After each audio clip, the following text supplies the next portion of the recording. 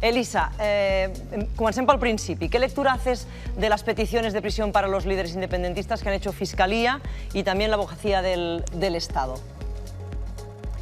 A ver, yo parto de la base de que cuando se han roto todos los huevos ya es bastante difícil volverlos a recomponer, al menos de golpe. Es decir, no puede sacar uno la varita mágica y que de repente todos aparezcan sin cascar, ¿no?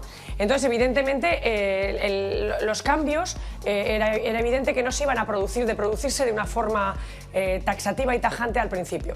Entonces, bueno, pues la Fiscalía sabíamos que estaba enrocada, lo sabemos desde el principio. Estaba antes ahí el señor Xavier Melero, el defensor de Ford, y él sabe muy bien lo que sucedió cuando Sánchez Melgar, el anterior fiscal general del Estado, pretendió dejar en libertad a Joaquín Ford. Él fue a retirar la acusación y entonces los fiscales del Tribunal Supremo le dijeron que exclusivamente lo iban a hacer por orden expresa, escrita, y que además durante el plenario así lo iban a indicar, de manera que dijeron que por orden estricta del fiscal general del Estado retiraban esa petición de prisión. Bien, imaginaros qué hubiera sucedido si la fiscal general del Estado hubiera intentado, osado o hubiera podido siquiera ordenar a los 4 fiscales del Tribunal Supremo que retiraran alguno de los cargos. ¿Qué consecuencias habría tenido para la Fiscalía y también para el propio gobierno, para el propio partido del gobierno, que además no olvidemos que está afrontando también un proceso electoral en Andalucía? Porque aquí todo el mundo tiene los intereses generales y también sus propios intereses particulares. Yo ya os decía una vez, ¿cómo le llamáis en Cataluña a estos bichitos que cuando los tocas se hacen una bolita y se cierran? Bitxo bola. Els cucs, sí, aquests cucs de Sí, el bola, bitxo bola, no? vale. Vale, pues el Supremo hace mucho que se hizo bicho bola.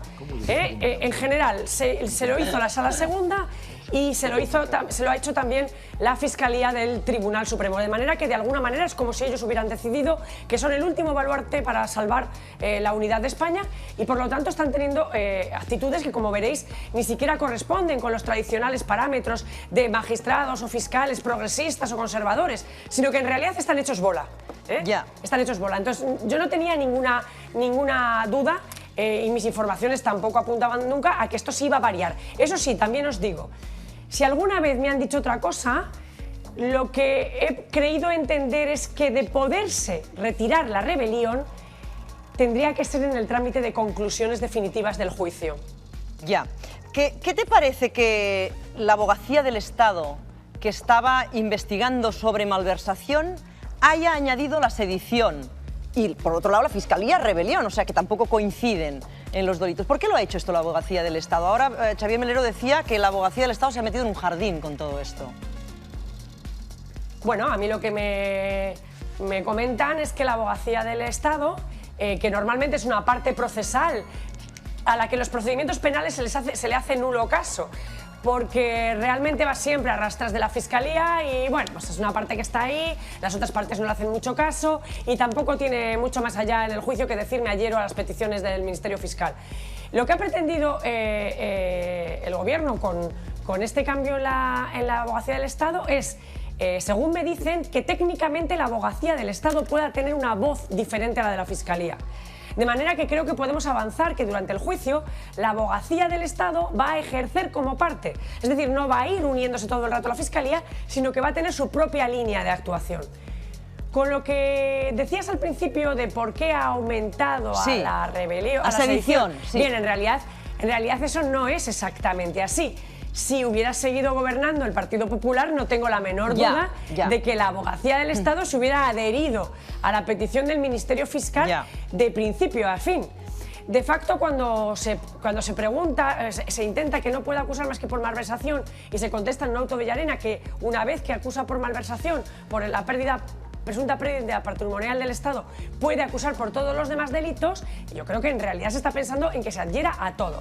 De facto, en el mundo que yo llamo del Frente Patriótico, ha causado bastante impresión el hecho de que la abogacía haya retirado la rebelión. Hay muchos abogados del Estado que no están de acuerdo con este cambio, probablemente también por sus posiciones personales ideológicas, que esto desde luego también influye. que comentan que se les está sirviendo a los procesados el recurso ante Estrasburgo. Ellos plantean el siguiente panorama. Bien, si se produce una condena y se va a Estrasburgo, va a suceder que el Tribunal Europeo de Derechos Humanos va a ver que, por una parte, la Fiscalía ha acusado por una rebelión, lo que ellos han dado en llamar un golpe de Estado, que ni siquiera el propio gobierno de la nación ve, puesto que no han acusado por ello. Claro. Y además, quien viene obligado a defender la posición de España es la propia abogacía del Estado. Sí, entonces, claro, realmente la posición se debilita mucho. Eso, dentro de la abogacía, los que no están de acuerdo con este cambio lo ven. O sea, ¿que hay malestar en la abogacía del Estado en estos momentos por esta cuestión? Bueno, en la parte de los abogados del Estado que no ven este cambio, desde luego que lo hay. Creo que hay malestar también en el Tribunal Supremo, porque de facto algunos periodistas conocidos, cuyas fuentes fundamentalmente son de la Sala Segunda, ya se han ocupado esta semana de informarnos de que, antes de que supiéramos, ¿no? Antes de que supiéramos que se había hecho efecto, cuando todavía no se había presentado el escrito, intentaron que hubiera una marcha atrás, porque intentaron presionar diciendo todo este desastre que se iba a provocar. Por lo tanto, a mí me parece un movimiento interesante. También porque es posible que durante el transcurso del juicio sea difícil probar la malversación. La malversación es un delito que todos sabemos que está cogido en la instrucción con ciertas pinzas. Que Montoro ya descartó. Y que Montoro descartó, efectivamente. Si se cae la malversación, se caen todas las acusaciones. Incluso puede retirarlas, aunque no se caiga, puede retirar la sedición, la abogacía, y en ese caso estarían bastante rebajadas las expectativas. Imaginaros por un momento que la Fiscalía rebajara sedición en conclusiones definitivas y la abogacía del Estado lo dejara en malversación. Hay posibilidades de que la Sala Segunda condene con la única acusación de Vox por rebelión. Claro, todo esto son juegos procesales que a lo largo del juicio se van a ver. Vamos a ir a las reacciones, no te muevas, Elisa, que seguimos contigo. Sheila, però hi ha hagut moltes reaccions un cop s'han conegut aquests escrits d'acusació de la Fiscalia, l'advocacia de l'Estat. Doncs sí, comencem precisament amb aquesta paraula, amb rebel·lió, perquè tots els actors polítics, pel que fa sobretot a Madrid, tiren d'aquesta paraula i tiren de hemeroteca, també. Si us sembla, per això, primer anem a la primera reacció que feia avui Pablo Casado des d'un míting a Màlaga en què recollia aquestes declaracions. Es que no vamos a tolerar que un gobierno como el de Sánchez ponga en jaque la estabilidad y la dignidad del Reino de España por mandato de los independentistas golpistas como Torra, Puigdemont y todos los que están haciendo este auténtico atropello a la separación de poderes y a la propia legalidad en España.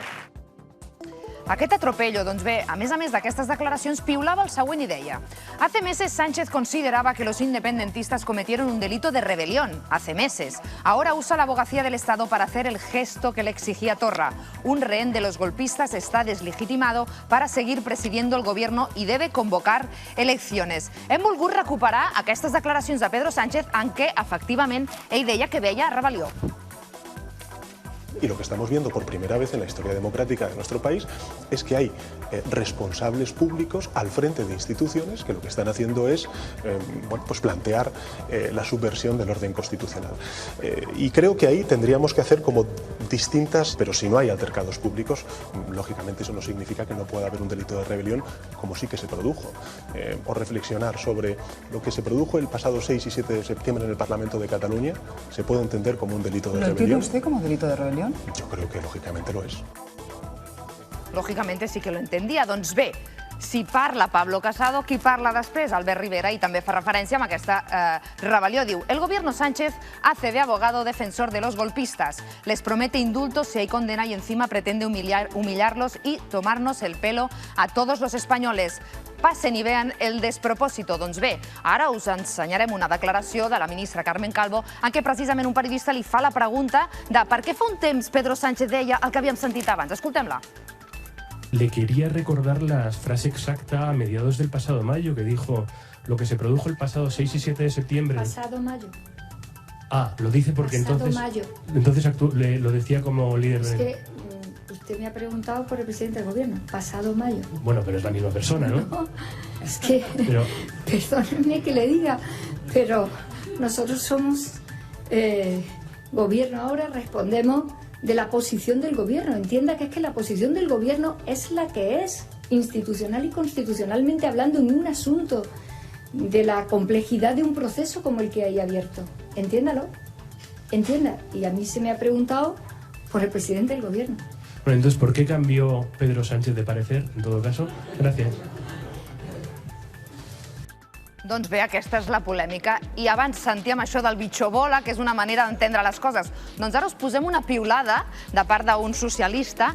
A veure si enteneu alguna cosa. Aquesta és la lectura que fa José Zaragoza. Diu: se trata de salir del callejón sin salida de los dos nacionalismos que excitan el choque emotivo de las identidades excluyentes, sin ofrecer el menor atisbo de una solución, porque no llevan a otra cosa que la división caïnita, conducen a dos Espanyes i a dos Catalunyes.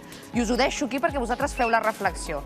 El que sí que ha estat molt clar i molt sistemàtic és en Pablo Iglesias, que a través d'una piulada i d'un fil ha volgut dir concretament allà de 4 cosetes. Atenció a la seva reflexió. Diu: a propósito de las peticiones de penas a los independentistas que hemos conocido hoy, quiero hacer 4 consideraciones. Anem a la primera. Diu: me entristece que la judicialización del conflicto catalán siga entorpeciendo la gestión de un problema que es político y que solo tendrá solución política por vías democráticas. Segon punt, sobretot feia referència a una comparativa amb Aznar. Diu: la ley es igual para todos en España. No, mientras Aznar, máximo responsable de la corrupción y culpable de una guerra criminal, disfruta de la libertad y de todos los privilegios, algunos quieren que los independentistas se pudran en la cárcel. Tercer punt, recollim. A veure què deia en Pablo Iglesias. Diu: la ley, tornava a fer la mateixa pregunta, diu: no, mientras raperos y tuiteros son juzgados y condenados, sicarios de las cloacas como Índalo Santos gozan de impunidad absoluta y privilegios. I acabava fent referència i fent crida a aquest diàleg en què diu: és difícil però és possible i hay que seguir intentándolo. I acabem amb una piulada d'un eurodiputat, concretament Demesmaker es diu, en què alerta a Juncker, tenim la traducció d'aquesta piulada, en què alertava que aquest moviment pacífic, deia, diu: el fiscal espanyol exigeix fortes sancions contra els dirigents de la societat civil catalana i els polítics per defensar un moviment pacífic i democràtic com una rebel·lió igual a repressió política. I alertava, diu Juncker: això és enterrar el projecte de la UE si permeteu que això passi en un estat membre de la Unió Europea. Així doncs, Helena, també reflexions dels eurodiputats en aquest sentit. Ahora aquí a la taula causaba una cierta perplexidad, Elisa. Había un cierto revuelo cuando escuchábamos a la vicepresidenta Carmen Calvo diciendo que las declaraciones de Pedro Sánchez, unas se habían producido en el mes de mayo, cuando no era presidente todavía, y que las siguientes que hizo ya en el Congreso, donde sostenía que no había habido rebelión, él ya era como si dijéramos presidente del gobierno, ¿no? Como si, bueno, cuando uno es presidente tiene una responsabilidad muy distinta de cuando no la tiene. No sé si aquí, ¿cómo se ha recibido esto aquí en Madrid? Bueno, es que Sánchez dijo más cosas, porque si recordáis otra vez, también nos dijo que había que reformar el delito de rebelión. Sí, perfectamente. Para que cubriera casos como el catalán. Ergo, si había que reformarlo, es que el que había no lo cubría. Bien, también es verdad que Sánchez no es especialista en derecho penal, mientras que su ministra de Justicia ahora, por ejemplo, es fiscal, y si en algo es experta es en derecho penal. Lo cierto es que hay gente en el gobierno que nunca ha pensado que hubiera rebelión. Algunos de ellos me lo han manifestado antes de estar en la responsabilidad del gobierno. Ergo, claro, ergo que muchos pensaban que era un despropósito cómo se estaba utilizando lo que yo he dado en llamar ficción jurídica para construir un tipo delictivo en el que evidentemente no encajan los hechos. Eso había muchas personas también en el partido del gobierno y muchos miembros ahora del gobierno que lo pensaban. Así que realmente aquí lo importante es si tiene alguna importancia este cambio o no. Como veréis, les han llovido tortas y tanto los líderes de Ciudadanos como el Partido Popular lo van a aprovechar a base de bien. Y lo van a aprovechar a base de bien en Andalucía, que es un territorio en el que bueno, tienen cierta venta estas cuestiones, ¿no? De la unidad. Entonces, bueno, a mí me parece que no voy a hablar de gesto político, que esto ya no lo sé, cada uno lo interpreta como quiere, pero sí me parece que es un gesto procesal que busca volver un poco las aguas a su cauce, porque el despropósito de la rebelión es de tal magnitud. Es decir, es de tal magnitud acusar a unas personas y pedirles el mismo número de años que si, por ejemplo, con el dinero de las cajas de resistencia se hubieran comprado armamento, no sé, en los Balcanes, o lo hubieran mandado los chinos, y se hubiera armado en Omnium al pueblo, y se hubiera tomado el aeropuerto y la delegación del gobierno, se les hubiera pedido lo mismo que se les pide ahora. Es decir, es que va contra toda lógica. Y entonces a mí me parece que todo lo que sea retomar el sendero de la razón, pues hombre, algo ya aporta. Ya. ¿Qué grado de preocupación hay en el sí del Tribunal Supremo sobre si este caso acaba llegando a Estrasburgo? Hombre, yo creo que ya han caído, porque al principio los primeros movimientos internacionales les pillaron totalmente fuera de juego. Es decir, ellos cuando vieron que los expatriados habían salido antes de que se presentara la querella, que esto hay que recordarlo, siempre se les olvida, que fue antes de que hubiera ninguna querella. La querella la conocíamos porque Maza, no sabemos por qué, nos la avisó a bombo y platillo en la prensa, y nos dijo por qué iba a acusar. Claro, luego se extraña que los que iban a ser acusados tuvieran consejo legal antes de que presentara la querella, ¿no? Eso fue exclusiva responsabilidad suya. Bueno, pues cuando esto sucede, ellos piensan, bueno, esto, nada, hacemos la euroorden, esto todavía estaba el caso de la Audiencia Nacional y ya está, esto se arregla y punto.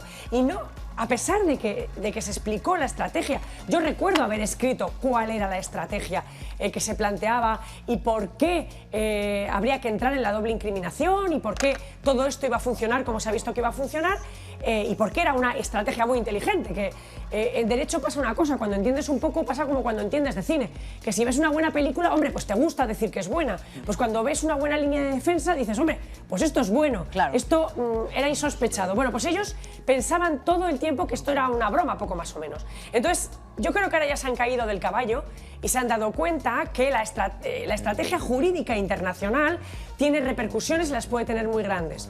Y por eso creo que ahora sí están preocupados y por eso sí creo que ahora les preocupaba la posibilidad de llegar al Tribunal Europeo con, digamos, las dos representaciones del Estado, la que representa la legalidad y la que representa puramente los intereses del Estado, divididas, ¿no?